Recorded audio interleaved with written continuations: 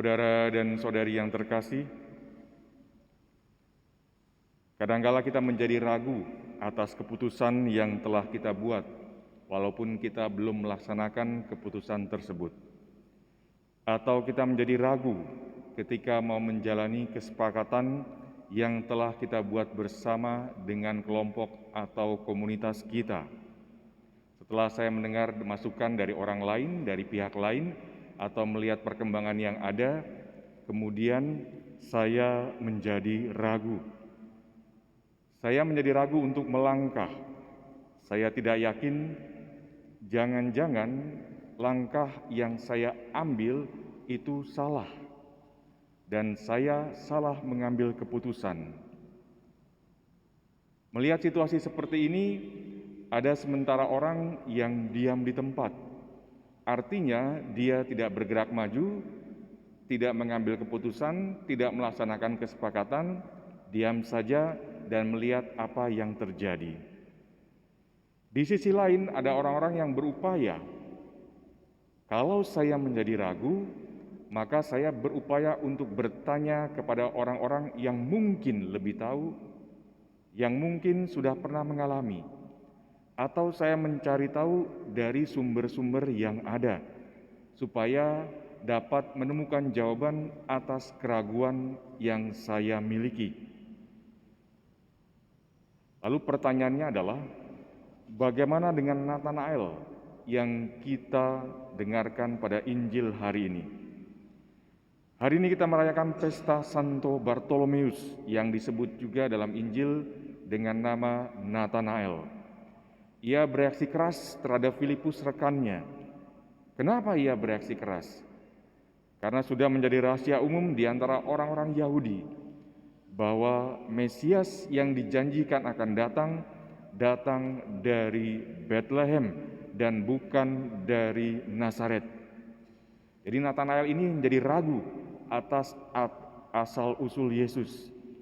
Tentu saja Yesus lahir di Bethlehem, baru kemudian pindah dan dibesarkan di Nazaret. Tetapi Nathanael tidak segera menyadarinya. Kita dapat mengambil refleksi dan pelajaran yang berharga dari peristiwa yang dialami oleh Nathanael ini. Kita dapat menjadi ragu seperti Nathanael dalam masalah iman atau masalah-masalah yang lain karena kita tidak sepenuhnya mengerti. Mungkin kalau Filipus datang dan mengatakan bahwa Yesus lahir di Bethlehem dan dibesarkan di Nazaret, maka Nathanael akan lebih terbuka. Yang bagus dari Nathanael adalah ia terbuka pada bimbingan Roh Kudus dan mau belajar dari bimbingan Allah sendiri. Ia tidak menutup diri pada kebenaran, karena ia juga meyakini bahwa keraguan tidak pernah datang dari Tuhan sendiri. Filipus menjawab keraguan Nathanael dengan berkata, "Mari dan lihatlah." Lalu Yesus berkata kepada Nathanael, "Sebelum Filipus memanggil engkau, aku telah melihat engkau di bawah pohon ara." Di bawah pohon ara adalah ungkapan orang-orang Yahudi yang mau menyatakan bahwa orang yang saya sebut ini, dia belajar kitab suci secara mendalam. Artinya apa? Artinya dalam keraguannya, Bartolomeus atau Nathanael ini, ia terbuka kepada bimbingan Tuhan, mencari jawaban atas keraguannya dengan cara tekun membaca kitab suci yang ia yakini. Saudara dan saudari yang terkasih, adakah keraguan dalam hati kita tentang rencana dan kebaikan Tuhan yang kita alami, entah secara langsung atau melalui orang-orang yang berelasi dengan kita? Tidaklah salah apa manakala kita menjadi ragu. Akan tetapi kita mau melangkah maju, kita mau move on, tidak jalan di tempat dengan keraguan-raguan.